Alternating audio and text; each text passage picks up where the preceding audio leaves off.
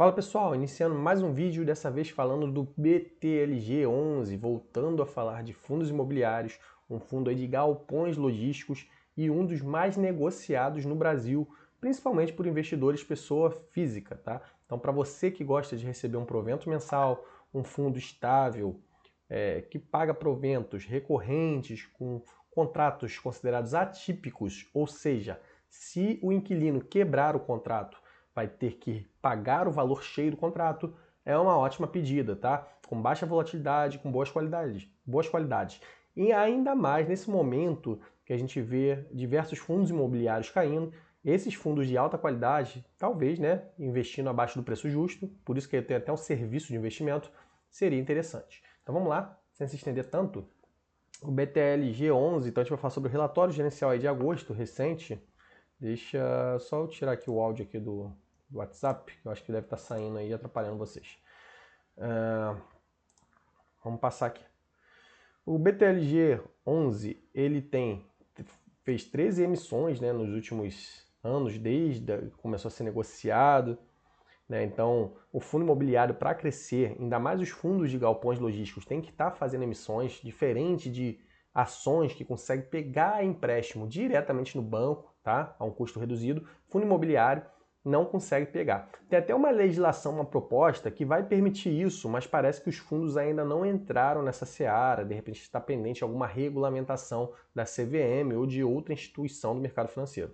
Então a gente tem que fazer emissões recorrentes e até por isso, tá? Muitos investidores, quando investem em fundos imobiliários, não sabem disso. Mas é bom você reinvestir um valor para fazer crescer o seu patrimônio. Porque com essas diluições, aumenta a quantidade de cotas em circulação e diminui proporcionalmente a sua participação no fundo. Isso é, reduz, por exemplo, né, a quantidade de dividendos que vai cair na sua conta. Então, é muito importante que você venha a reinvestir ao longo do tempo.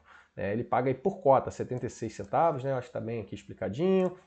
Geralmente os fundos pagam, tá? Nessa data aqui, 15 de agosto, nesse período, né? Primeira quinzena. Porém, aqui no caso dele, ó, pagamento 23 de agosto, apesar de anunciar 15 de agosto. Os fundos imobiliários, por que eles têm que fazer emissões constantes? Porque eles têm que distribuir pela legislação 95% do resultado auferido, ou seja, só sobra 5% do resultado para pagar alguns custos, despesas operacionais, com profissionais dentro do fundo, da gestão, contabilidade, imposto, enfim. Então, ele para crescer, para conseguir comprar novos galpões, precisa. Ele tem essa quantidade de cotas. A taxa dele nem é muito alta, tá? 0,9% sobre o valor de mercado do fundo. Então, se o fundo conseguir crescer, o valor de mercado crescer, eles vão conseguir oferir mais, tá? A gestão do BTG. Aqui tem mais alguns dados aí importantes. Deixa eu só puxar aqui meu rosto aqui para o lado, que aí não atrapalha a apresentação desses dados. O valor de mercado dele é bem grande, então é um fundo de alta qualidade. Eu indico, tá, para quem está iniciando, investir em fundos bons, assim, de alta qualidade, porque são fundos já provados no mercado, que têm rendimentos constantes, não vai crescer muito, nem cair muito, tá? A gente vê que o valor patrimonial está levemente acima do valor de mercado, o pessoal às vezes gosta de dizer se um fundo ou se uma ação está barata ou cara por conta do valor patrimonial. Mas isso daqui é um dos indicadores, tá? Como é um fundo de alta qualidade, o valor patrimonial levemente acima não quer dizer nada, tá? Porque o fundo já é de alta qualidade, investe em propriedades, fez uma emissão há pouco tempo, então comprou imóveis. Ele tem um dividend yield de 9,1%, tá? Isso daqui se refere ao passado. A tendência é conseguir crescer esse dividend yield com alocação em novos imóveis. Ou seja, se você investisse 100 mil reais, você ia receber 9.100 por mês. Deixa eu só beber uma água aqui rapidinho. Tem bastante imóvel, tá? 22 imóveis. Tem algumas particularidades aqui que eles colocam em observações, entre parênteses, mas eu não vou entrar aqui nessas informações, porque eles tá até escrito aqui, né? Consideração em alguns imóveis e tal. Acho que não vem ao caso, vamos destrinchar os pontos principais. Esse vault aqui seria o tempo médio dos contratos de aluguéis, então a gente vê que o tempo médio, 4 anos, não é um tempo bem estendido, né? Como o KNRI, que é um fundo da Quineia, por exemplo, tem fundo que tem contratos aí de 9 anos para frente. Mas é muito interessante, ó, vacância financeira, isso aqui seria inadimplência, a pessoa não está pagando. Diferente de vacância física, que é a ocupação dos imóveis. A gente vê que é bem pequenininho. Então, muito interessante esse fundo.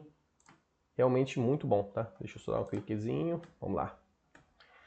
Passadas mensais aqui falando, a gente vê que A parcela do fundo basicamente vem de receita imobiliária, mas também tem receita financeira, alocação do caixa, no tesouro, no CDBzão de liquidez diária. Enquanto o dinheiro não é distribuído, aquele 5% eles deixam lá, se eles não usarem, alocado aí, tem uma receita financeira.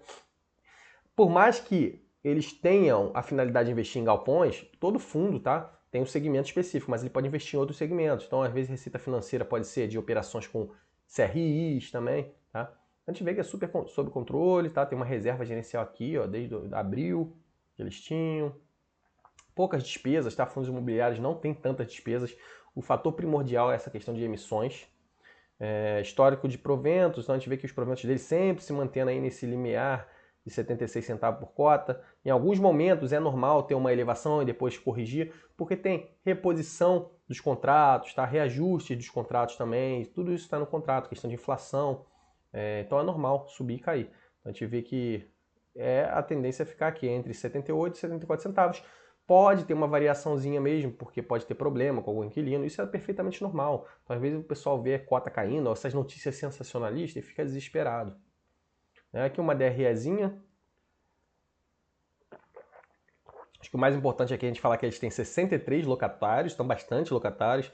20 maiores locatários são responsáveis por 73% da receita, então a gente vê que está num número de locatórios aí de alta qualidade, com previsibilidade. Aqui tem alguns, ó, Amazon, Açaí, Ambev, empresas de capital aberto, Braskem, BRF, né, e outras aí, destrinchando com outras, mas algumas boas também, Mobile, Natura, Alpargatas, por mais que algumas passam por dificuldades, sei lá, Natura, Pets, são empresas boas. Aqui é a alocação da receita por propriedades deles, então a gente tem várias propriedades, ó, e eles mostrando a receita e a questão do valor patrimonial. Então vamos ver se tem alguma coisa aqui muito específica, ó. Por exemplo, esse galpão aqui de Cajamar tem 8% da receita, mas o valor patrimonial dele é bem superior. Então isso daqui denota, talvez, que ele poderia ter aí uma receita superior, porque o valor patrimonial é maior do que a receita que ele está conseguindo oferir. Então essas nuances aí que a gente vai vendo, mas a gente vê que no geral tá tudo ok. Esse BTLG Mauá também. Não sei se é no Rio de Janeiro, né? Mauá? Não sei. Pior Mauá. Tem a questão aqui do meio dos reajustes, né? Eu falei anteriormente. Eles estão focados aqui muito no região sudeste, mas também tem aqui um pouco no nordeste. Tempo médio de contrato, a gente vê que alguns contratos, a maior parte, vence depois de 2028.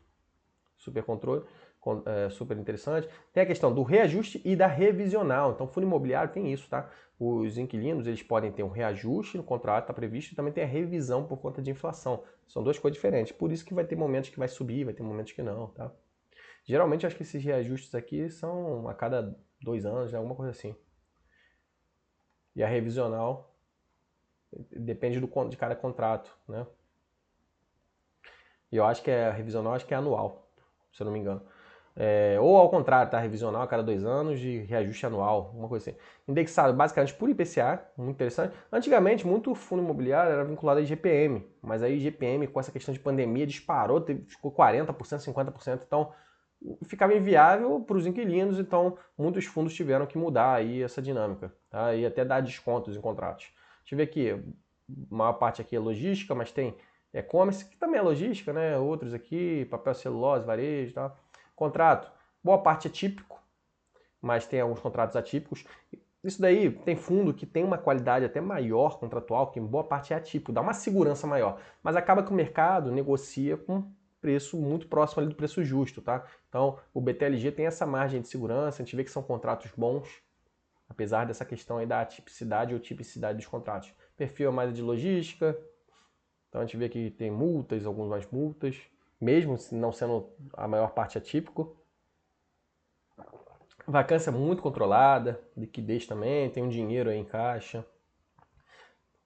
Quase nenhuma dívida, né? Então, fundo imobiliário, diferente de ação que pega dinheiro emprestado nos bancos, eles, para serem alavancados, eles têm que pegar esse fluxo de receita dos aluguéis futuros, tá? Vamos supor que ele tem aqui um contrato, falei aqui, cadê? Com Açaí aí para até 2028, ou seja, 4 anos, que é o tempo médio aqui, 4,3 anos.